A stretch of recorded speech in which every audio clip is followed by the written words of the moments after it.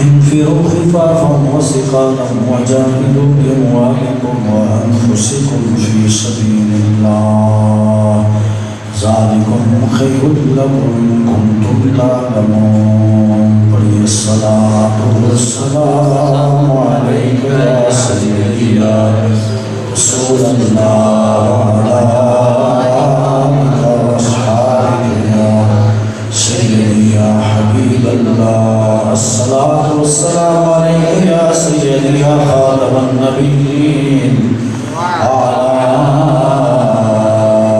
آلك وأصحابك يا سيدي يا رحمة للعالمين. حاضرین، قرآن کریم نے جہاں بہت سارے احکامات کا ہمیں حکم جاری کیا ہے، ان میں سے ایک جہاد بھی ہے،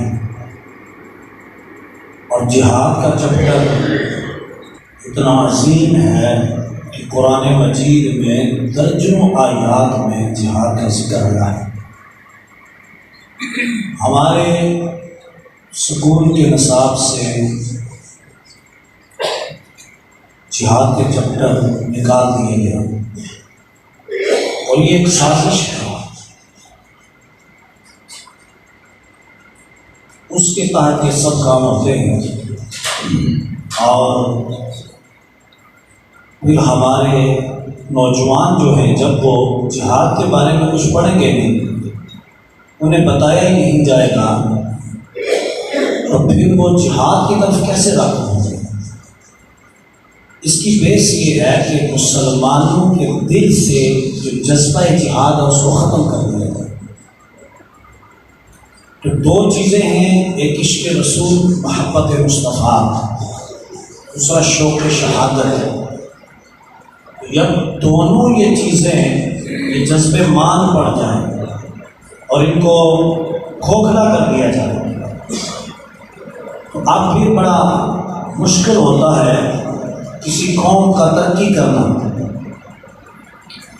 ہمارے آقا صلی اللہ علیہ وسلم نے اپنے صحابہ کو جہاں بہت ساری عبادات، بہت سارے معاملات کے بارے میں بتایا، وہاں جہاد کے بارے میں بھی بتایا، اور باقاعدہ صحابہ کو ٹریننگ دیا علیہ السلام نے. تیر کمانی کیسے کرنی ہے، اور پوزیشن کیسے لینی ہے، دشمن کو سخت ہو تو جہاد کیسے کرنا ہے، اس میں حکمتیں کیسے رکھنی ہیں، اور پھر ان میں سے جو ٹھیک جنگجو تھے ان کو آقا علیہ السلام نے سپہ سالار مقرر کیا. تو یہ سب کچھ اس لیے کیا کہ قیامت تک آنے والی میری امت کو اس طرف نشاندہی ہوتی رہے کہ جہاد کسی صورت میں چھوڑنا نہیں. اور یہ یاد رکھیں ہمارے آقا علیہ السلام کا یہ فرمان بھی ہے کہ جہاد قیامت تک جاری رہے گا. کہیں نہ کہیں کفار کے ساتھ مسلمان جہاد میں آپ کو مصروف نظر آئیں گے. اور یہ جو اسرائیل کے اندر ایک ایسا یہودی لابی کو تیار کیا گیا جس کی کمانڈ امریکہ کر رہا ہے، یہ قبلہ اول کے لیے اور مسلمانوں پر ظلم و ستم کے لیے، اور المیہ یہ ہے کہ ہمارے تمام اسلامی ممالک تماشائی بن کے بیٹھے ہوئے. ہمارے آقا علیہ السلام نے احادیث پاک میں جو ہمیں بتایا اس کا مفہوم کیا ہے کہ جب تم کسی ظالم کو دیکھو وہ کسی مظلوم پر ظلم کر رہا ہے، آگے بڑھ کر اس کے ظلم کو روکو. آج مسلمانوں کے اوپر اتنا ظلم ہو رہا ہے جو نہ آپ الفاظ میں بیان کر سکتے ہیں نہ میں بیان کر سکتے ہیں، اور یہ کوئی معمولی بات ہے. اس کی بیس یہ ہوئی کہ جب ہمارے حکمرانوں کو یہ پتہ ہی نہیں کہ جہاد کیا ہے اور شہید کا مقام کیا ہے اور جذبہ شہادت کیا ہے اور اس کی حیثیت و اہمیت کیا ہے اور قرآن مجید نے اس پہ کتنا زور دیا ہے، تو پھر ظاہر بات ہے وہ خود بھی ڈریں گے اور قوم کو بھی ڈرائیں گے۔ ورنہ اب کشمیر کے اندر جو صورتحال رہی، اب یہ دیکھیں یہ جہاد کا چیپٹر قرآن مجید میں موجود ہے، میں اس کی روشنی میں بیان کر رہا ہوں۔ اب یہ کوئی سیاسی مسئلہ نہیں ہے، یہ جہادی مسئلہ ہے، اور یہ قرآنی مسئلہ ہے، ایمانی مسئلہ ہے، اور یہ خدائی مسئلہ ہے، مصطفائی مسئلہ ہے۔ اب کشمیر کے اندر کیا ظلم و ستم نہیں ہوئے؟ آپ نے دیکھا کسی ہمارے حکمران نے صحیح معنوں میں آگے بڑھ کے قدم اٹھایا؟ کیوں نہیں اٹھایا؟ بھائی بات، آپ کے رشتہ داروں کے اندر کوئی پڑوسی بھوکا ہو یا رشتہ دار ہو، آپ اس کی ہیلپ کرتے ہیں۔ آپ کے پڑوس میں کوئی بیمار ہو جائے رشتہ داروں میں، اس کو علاج کی ضرورت ہو، پیسے کی اللہ نے آپ کو دیا، آپ اس کی مدد کرتے ہیں۔ تو پھر یہ امت مسلمہ کے جو حکمران ہیں یہ کیوں نہیں کرتے، یا یہ اس پہ آواز کیوں نہیں اٹھاتے؟ یہ طیب رجب طیب الدمان ہر موقع پہ آپ دیکھیں کہ وہ آواز بلند کرتا ہے، اس لیے کہ تمام اسلامی حکمرانوں میں سے اس کے اندر عشق رسول بھی زیادہ ہے، اور وہ اسلامی تعلیم سے آراستہ ہے اور حضور کے مقام سے آراستہ ہے، اور یہ بزدل ہے، یہ امریکہ کے غلام ہیں اور یہودی لوگ بھی کے غلام ہیں نا، تو یہ غلام جن کے ہیں ان کے کہنے پہ چلتے ہیں، ان سے ڈرتے بھی ہیں، کوئی بات بھی نہیں کرتے، ان کو ان کا بھی ڈر ہے، اپنی کرسی کا بھی ڈر ہے۔ تو اب رجب طیب الدمان تو ایسا نہیں کرتا، میں ممبر سے اس کا نام لے رہا ہوں آپ کے سامنے، میرا اس کے ساتھ کیا رشتہ ہے؟ وہ امریکہ کو للکار کے کہتا، آپ یوٹیوب پہ سنے، وہ کہتا ہے تمہارے پاس اگر ایٹم بم کی پاور ہے تو میرے پاس لا الہ الا اللہ کی پاور ہے، ٹھیک ہے؟ تو اس لیے اقبال نے بھی کہا تھا خودی کا سر یہاں لا الہ الا اللہ، یہ جو خودی ہے تمہارے اندر، اس خودی کو بیدار کرو۔ جب خودی مٹ گئی تو ہمارا سب کچھ مٹ گیا، ہمارے اندر سے وہ غیرت، وہ حمیت، وہ جذبہ، خودی کس چیز کو کرتے ہیں۔ تو جب یہ ساری چیزیں ہمارے اندر سے مٹ جائیں، اور مٹا دی جا رہی ہے، مٹا گئی ہے، مٹا دی گئی ہے، تو اب ہمارا حال آپ کے سامنے، خودی ہے تیر فساں لا الہ الا اللہ۔ تو یہ ایسا جذبہ ہے جس کو ہمارے آقا علیہ الصلوۃ والسلام نے بارہا بیان فرمایا، اور قرآن میں بھی انفروا خفافا وثقالا وجاہدوا باموالکم وانفسکم فی سبیل اللہ۔ مسلمانوں تمہارے پاس بہت بڑے لشکر ہیں تب بھی، چھوٹا سا لشکر ہے تب بھی، تم طاقتور ہو تب بھی، تم ضعیف ہو تب بھی، تمہارے پاس اسلحہ بہت سارا ہے تب بھی، تھوڑا ہے تو تب بھی، کرنا کیا ہے؟ جاہدو، جہاد کرنا ہے، بِأَمْوَالِكُمْ، اس سے اپنے مال سے، وَأَنفُسِكُمْ، اور اپنی جانوں سے۔ اللہ کا حکم یہ ہے دونوں طرف سے جہاد کرنا ہے، جب مال کی ضرورت پڑے تو مال پیش کرو رائے خدا میں، جب جان کی ضرورت پڑے تو جان پیش کرو، فی سبیل اللہ۔ یہ مال سے بھی اور جان سے بھی جہاد اللہ کی راہ میں کرنا ہے،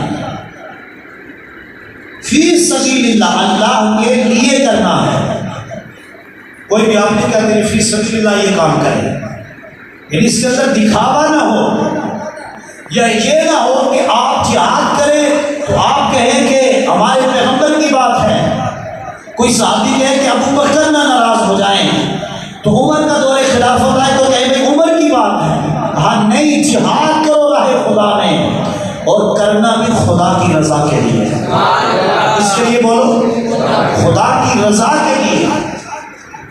تو اب جب جہاد کے چیپٹر ہی سکولوں، کالجوں سے، یونیورسٹیوں سے، کتابوں سے نکال دیے جائیں، پھر ہمارے جوانوں کو جذبہ جہاد کیسے ملے گا؟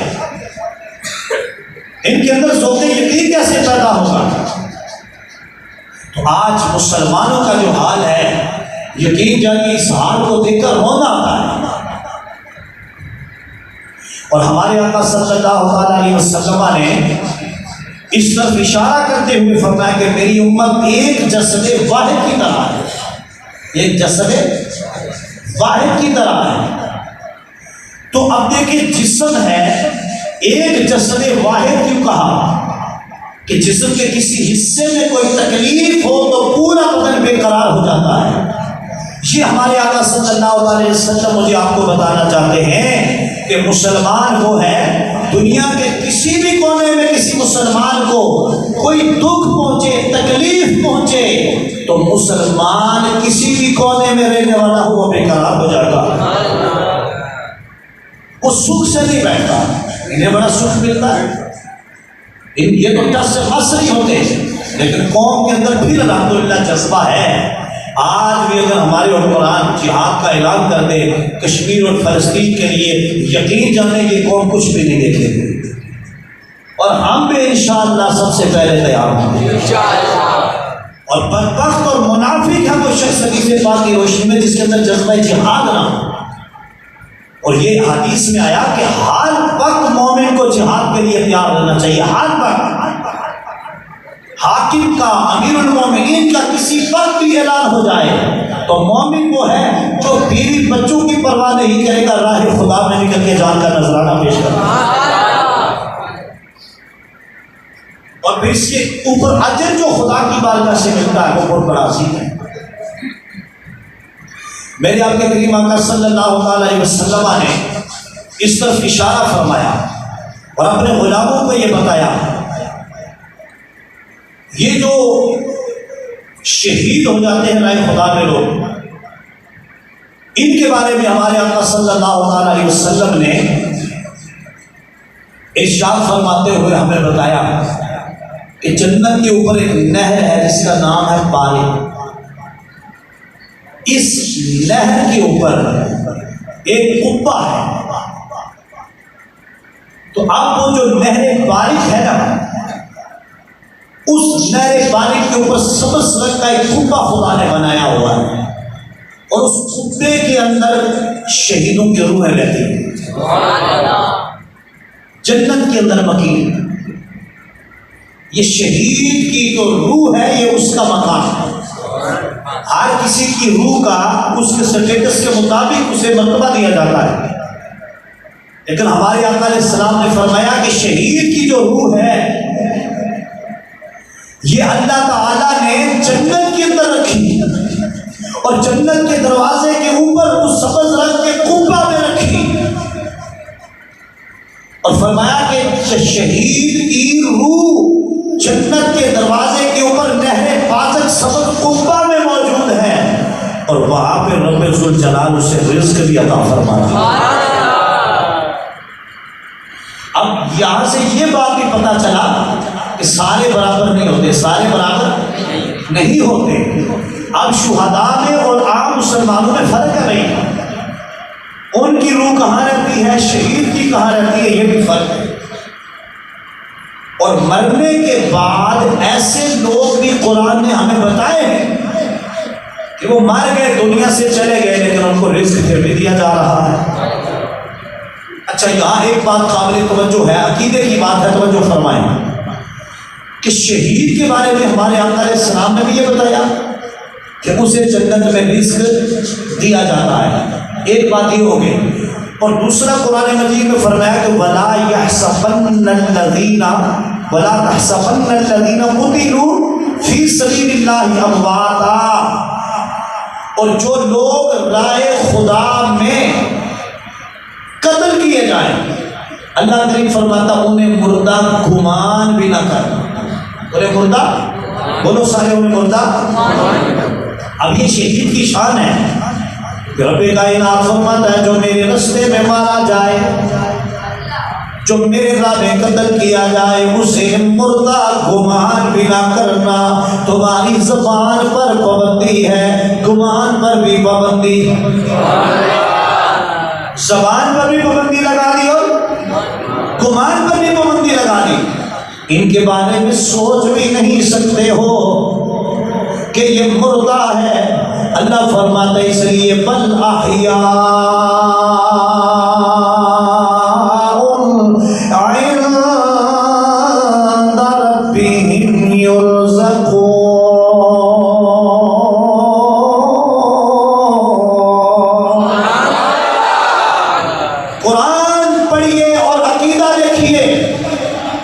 میرا رب فرماتا ہے جو میری راہ میں قتل کیے جائیں انہیں تو مردہ گمان بھی نہیں کر سکتے ہو. فرمایا وہ تو زندہ ہے اور اس شان سے زندہ ہے اندہ ربیہم. اے میرے مالک ہمارے سامنے میدان جہاد میں تلوار چلی اس کی گردن کٹی. اے اللہ یہ گیا کہاں؟ اے اللہ اس کا جسم تو ہمارے سامنے پڑا ہوا ہے. اے اللہ پھر ہم نے اس کے جسم کو اٹھا کے بغیر غسل دیے دفنا دیا. چونکہ شہید جو راہ خدا میں میدان جہاد میں جان کا نذرانہ پیش کرتا ہے میرے آقا فرماتے ہیں اسے کوئی نیا کفن نہ دیا جائے, اسے اپنے ہی لباس میں دفنایا جائے. کیونکہ میرے آقا فرماتے ہیں جو جس حال میں مرے گا اسی حال میں قیامت کے دن اٹھایا جائے گا. شہید جب اٹھایا جائے تو خون آلودہ کپڑوں سمیت اٹھایا جائے. ساری اس وقت اس کی کنڈیشن دیکھنے بھائی, گانا گاتے ہوئے بندہ مر گیا, توجہ جوانو, اسی حال میں اٹھایا جائے گا. جو حال جو کیفیت ہوگی اسی میں اٹھایا جائے گا.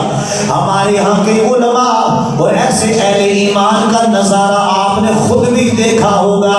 حالت سجدہ میں وہ رب کو پیارے ہو جاتے ہیں, کوئی قیام کی حالت میں نماز پڑھتے ہوئے رب کو پیارا ہو جاتا ہے.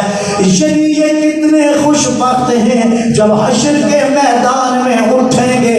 کوئی قرآن کی قرات کر رہا ہوگا تو کسی کا سر سجدے میں ہوگا, اور جب شہید اٹھے گا تو اس کا جسم بھی لہو لہان, اس کے کپڑے بھی لہو لہان. سارے دیکھیں گے کیا شان ہے شہید کی, پتہ چلے گا رب بتائے گا دیکھو بندو یہ میرا وہ بندہ ہے جو اس لباس سمیت جہاد کے لیے نکلا ہے, اور جس حال میں مرا ہے اسی حال میں ہم نے اسے اٹھا لیا. اپنی اپنی حالت. اس لیے اولیاء نے ہمیں یہ بتایا کہ اے انسان کوشش کر کے ہر وقت ذکر خدا میں رہے, اور جب تم پہ غسل فرض ہو جائے تو تب بھی کوشش کرو کہ جلدی سے پاک ہو جاؤ. کیوں کہ جب جس حال میں تمہیں اٹھایا جائے تو وہ حال اچھا ہو. بولو نا پیار سے سبحان اللہ. جیسے یہ شب قدر ہے, شب برات ہے, اس رات کے بارے میں آپ نے سنا ہے کہ قبیلہ بنی کلب کی بکریوں کے بالوں سے زیادہ تعداد میں اللہ گناہگاروں کی اس رات میں مغفرت فرما دیتا ہے, جو شعبان کی 15ویں رات, اور اس میں بجٹ بھی تیار ہوتا ہے, ہمارے اعمال لکھے جاتے ہیں. تو آقا علیہ الصلوۃ والسلام آپ عبادت میں مشغول ہو گئے, اور یہ اس وقت عائشہ صدیقہ اور صحابہ کو بتایا کہ میں یہ چاہتا ہوں کہ جب میرا نامہ اعمال خدا کے پاس اس رات میں پہنچے تو میں خدا کے ذکر اور عبادت میں مشغول اس حال میں. اور یہ مومن کا شیوا ہے کہ وہ ہر وقت ذکر خدا میں رہتا ہے. کوئی موت کا تو نہیں پتا. اب بندہ گاڑی پہ جا رہا ہو, اب آج مسلمانوں کی کنڈیشن آپ کے سامنے رکھ لیتا ہوں جو فرمانا. اب گاڑی ہو, بندہ اپنی گاڑی ڈرائیونگ کرے, بعض آپ بڑی گاڑی پہ سفر کر رہے گئے, تو اب کچھ لوگ ایسے ہوتے ہیں جو ڈرامہ دیکھ رہے ہوتے ہیں, VCR لگا ہے, ٹی وی لگا ہے, LCD لگی ہے. اب اسی حالت میں موت آ گئی تو یہ اٹھے گے کس حال میں, تو جو کرے استغفر اللہ پڑھنا چاہیے. اور اگر کوئی بےہودہ کسی اور منظر کشی میں مبتلا ہے, تو اب جب زلزلہ آیا تھا میرے خیال سے 8 یا 8:15 کا ٹائم تھا, مجھے یاد ہے 2005 کی بات ہے, تو اس وقت جو جس کنڈیشن میں تھا تو یکدم چھت گرے نیچے, وہ شہید ہو گئے لوگ. تو اب وہ جس حال میں تھا اسی حال میں قیامت کے دن اٹھایا جائے گا اسے.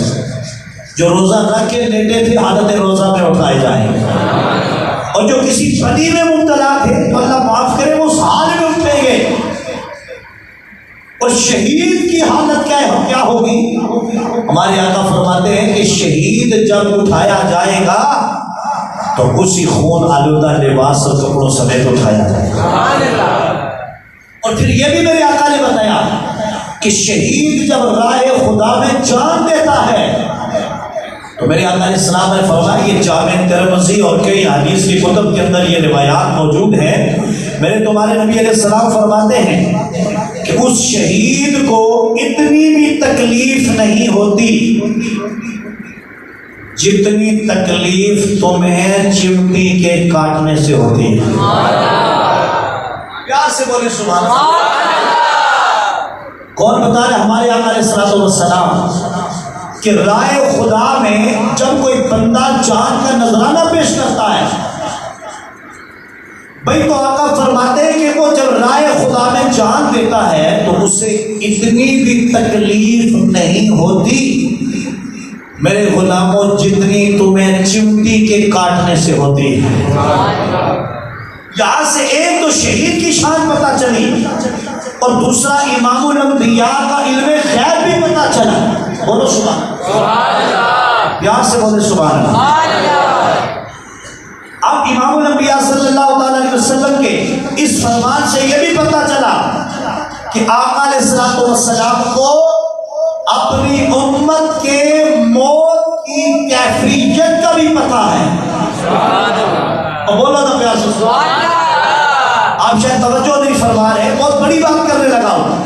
اب یہ جامع ترمذی اور کئی کتب کے اندر یہ حدیث پاک موجود ہے، لیکن میرے کریم آقا صلی اللہ علیہ وسلم کے غلاموں اس طرح توجہ فرمائیں کہ آقا فرماتے ہیں جتنا تم میں سے کسی کو چمٹی کاٹے اور اسے تکلیف چمٹی کے کاٹنے کی وجہ سے پہنچتی ہے، میرے تمہارے نبی فرماتے ہیں شہید جو رائے خدا میں جان کا نذرانہ پیش کرتا ہے، بظاہر تم دیکھتے ہو کہ اس کی گردن پہ تلوار چلی ہے یا کوئی بم آ کے گرا ہے اور اس کی جسم کی موٹی موٹی فضاؤں میں اڑ گئی ہے، تمہارے ذہن میں یہ بات آ سکتی ہے یار اسے تو بہت دکھ اور تکلیف پہنچا ہوگا۔ میرے مصطفیٰ فرماتے ہیں نہیں میرے غلاموں، جتنا چمٹی تمہیں کاٹ ڈالے، یہ بھی فرمایا کہ مجھے کاٹے تو جتنی مجھے تکلیف میں تم کو، جتنا چمٹی تمہیں کاٹے تمہیں اس چمٹی کے کاٹنے سے تکلیف وہ زیادہ ہوتی ہے، شہید کو تو اتنی تکلیف بھی نہیں ہوتی۔ کیسا نبی ہے کہ جو یہ بھی جانتا ہے کہ میرا جو غلام شہید ہوتا ہے بوقت شہادت جب اس کے جسم سے روح نکالی جاتی ہے اسے تکلیف کتنی ہوتی ہے۔ یہ نبی کی شان ہے۔ بے خبر ہو جو غلاموں سے وہ آقا کیا ہے، کیا بات ہے، بے خبر ہو جو غلاموں سے وہ آقا کیا ہے، اور مر مٹے نہ جو نبی پر وہ امتی کیا ہے۔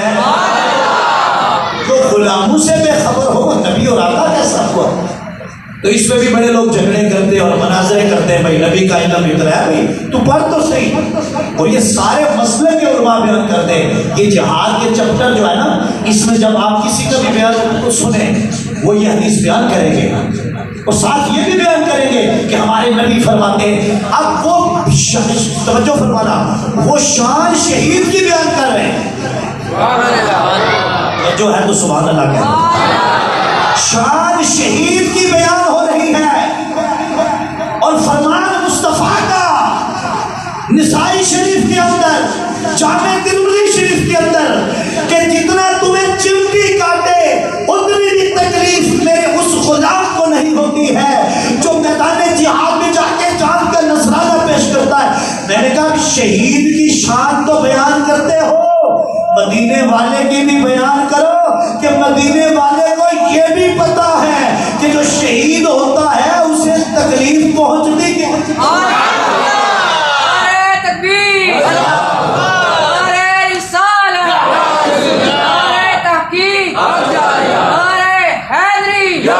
اس لیے پھر آپ بولیں بے خبر ہو جو غلاموں سے وہ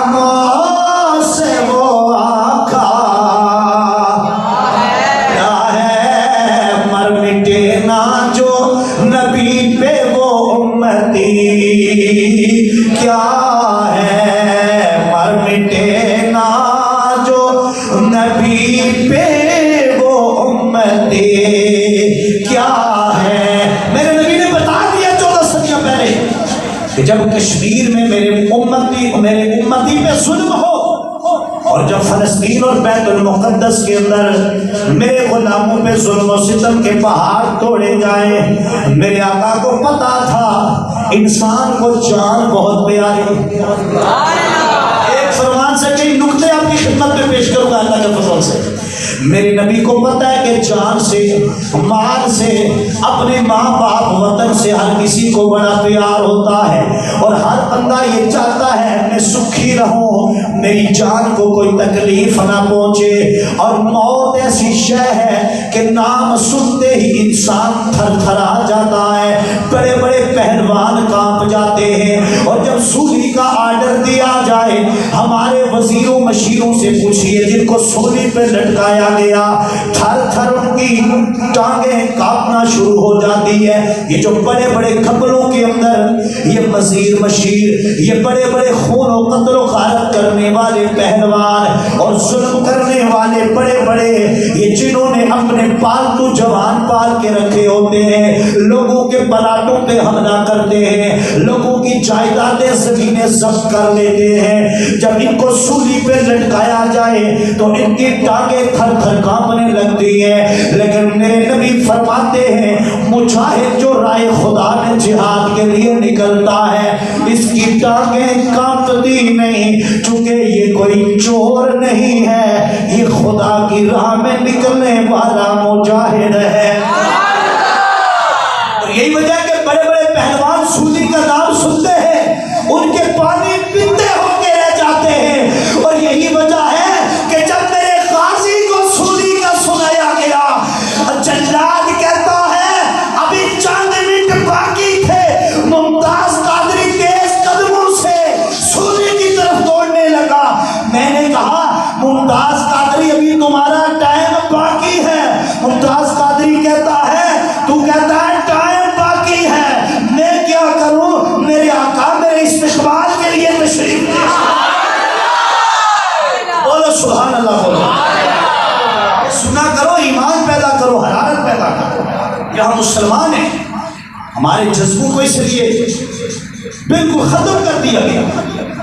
تو موت کا سن کر بڑے بڑے پہلوانوں کے پیتے پانی ہو جاتے ہیں، ٹانگیں کانپتی ہیں، لیکن رسول اللہ کا مجاہد جو ختم نبوت پہ جان دیتا ہے وہ دوڑ کے آگے جاتا ہے، اس لیے کہ دہشت گرد اور غدار چاہے مصطفیٰ کا ہو یا قوم کا یا وطن کا، وہ موت سے ڈرتا ہے۔ موت سے ڈرنا یہ غدار، فاسق اور فاجر کی علامت ہے، موت کو گلے لگانا یہ مجاہد اور غازی کی شان۔ میرے آقا صلی اللہ علیہ وسلم نے ایک یہ بتایا، اور دوسرا میرے نبی فرماتے ہیں کہ جب یہ آپ محبت سے کہیں سبحان اللہ، اب ہمارے آقا علیہ السلام فرماتے ہیں، یہ بخاری شریف کی روایت پیش کر رہا ہوں کہ شہید جب خدا کی بارگاہ میں پیش ہوگا تو میرے مصطفیٰ فرماتے ہیں یہ اس حال میں پیش ہوگا شہید کہ شہید کے جسم سے خون کا فوارہ نکل رہا ہوگا، اور وہ جو خون نکلے گا میرے نبی فرماتے ہیں اس خون کا رنگ تو سرخ ہے، لال رنگ خون کا، کہاں نکلے گا خون، لیکن چونکہ وہ شہید کے بدن سے نکلا ہے تو فرمایا تمہارا جانور کا یا تمہارے جسم کا خون نکلے تو عام حالت میں نکلتا ہے، لیکن فرمایا جب شہید قیامت کے دن رب اسے اٹھائے گا، اپنی قبر سے شہید جب اٹھے گا، میرے مصطفیٰ فرماتے میرے غلاموں اس کا خون سرخ رنگ کا ہوگا، لیکن اس سے، اس کے خون سے جو وہ فوارہ اٹھے گا رب کے دربار میں، اس سے کستوری سے بھی زیادہ خوشبو آتی ہے۔ اب وہ کستوری کے اندر، خون کے اندر خوشبو کون پیدا کرے گا؟ رب کائنات۔ اس لیے یہ اس شہید کا شرف ہے، اسے گولڈ میڈلسٹ رب کے دربار سے پیش کیا جائے گا کہ میری جان کا نذرانہ پیش کرنے والے، میری بارگاہ میں اپنی جان پیش کرنے والے آ جا، باقیوں کا مقام اور ہے، تیرا مقام اور۔ اور میرے آقا علیہ السلام نے کہا ایک اور فرمان سنیے، کہیں سبحان اللہ۔ میرے مدینے والے مصطفیٰ فرماتے ہیں ہر شخص جب اس دنیا سے جائے گا اور اللہ اسے جنت دے گا، میرے مصطفیٰ فرماتے ہیں میرے سارے غلام عورتیں ہوں یا مرد وہ جنت کے اندر بڑے سکھی رہیں گے، چونکہ قرآن کا اعلان ہے پارہ نمبر 24 میں وَلَكُمْ فِيهَا مَا تَشْتَهِي أَنفُسُكُمْ، جس چیز کی تم ڈیمانڈ کرو گے جنت میں خدا تمہیں عطا فرمائے گا۔ بولو نا سبحان اللہ۔ پھر بندہ یہاں پلاٹوں کے لیے، زمینوں کے لیے اور غریبوں، یتیموں، بیواؤں کا مال تو ہڑپ نہ کرے نا بھائی تمہارے لیے اللہ نے جنت سجا کے رکھی ہوئی ہے، اور وہاں جو تمہاری ڈیمانڈ ہوگی اللہ فرماتا ہم پوری کریں گے۔ ما تشتہی انفسکم ولکم فیہا ما تدعون، جس چیز کی خواہش کرو گے تمہیں دی جائے گی، ہم نے تم سے وعدہ جو کر رکھا ہوا۔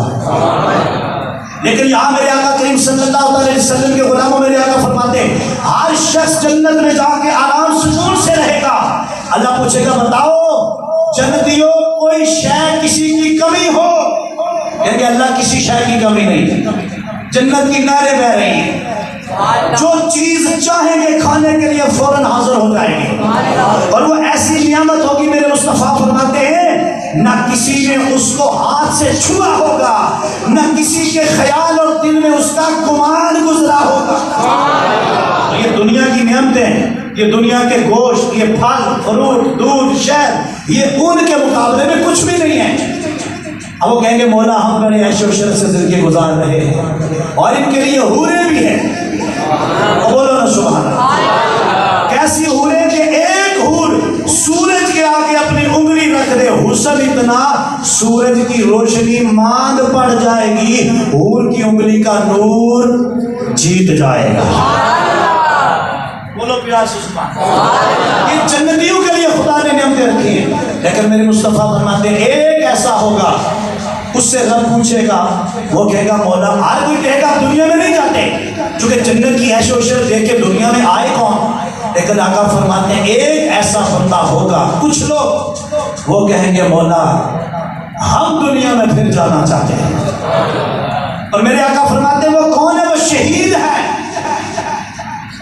اللہ پوچھے گا تو کھڑا ہو گیا اور جنت میں تجھے اے مولا سکون ہے، راحت ہے، جنت میں حوریں ہیں، نہریں ہیں، ہر نعمت ہے، لیکن مولا ایک بات ہے کہ وہ وقت شہادت جو میں تیری راہ میں شہید کیا گیا، جب میری گردن پہ تلوار چلی تھی، جب میرے جسم پہ ایٹم بم گرا تھا، جب وہ بم کی سارے ریشے اڑ کر مجھ پہ لگے تھے، اور مولا میرے جسم کی جب بوٹی بوٹی ان کی طرح ہواؤں فضاؤں میں بکھری تھی جیسے آج کے جہاد کا ماحول ہے، تو کہے گا میرے مالک پھر جب میری روح قبض کرنے فرشتہ آیا تھا اس وقت جو مجھے راحت ملی تھی، جو سکون ملا تھا، وہ تیری جنت میں بھی مجھے میسر نہیں آیا۔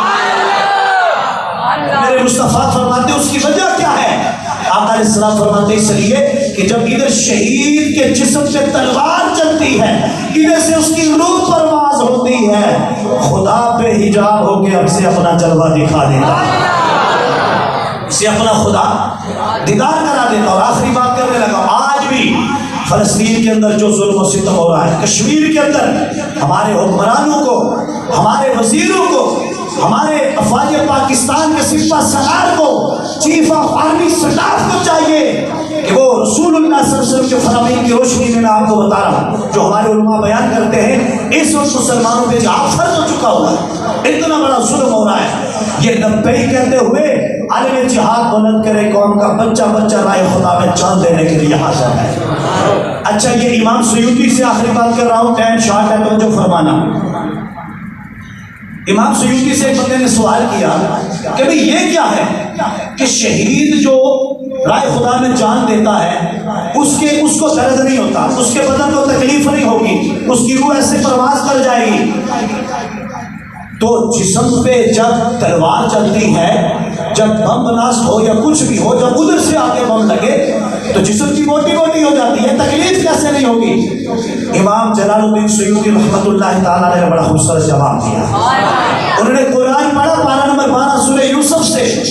آپ نے فرمایا تم نے سورہ یوسف نہیں پڑھی کہ جب زلیخا نے مصر کی عورتوں کے ہاتھوں میں چھریاں دے دی اور پھال دے دیے اور یوسف علیہ السلام کو آ کے کہا تم گزر جاؤ ان کے قریب سے، یہ مجھے تانا دیتی ہیں کہ ایک غلام بندہ اس میں فدا ہو گئی ہو، انہیں پتا چلے زلیخا نے جس کے لیے محبت دل میں بسائی ہے وہ کوئی عام نہیں، وہ اس کا بادشاہ ہے.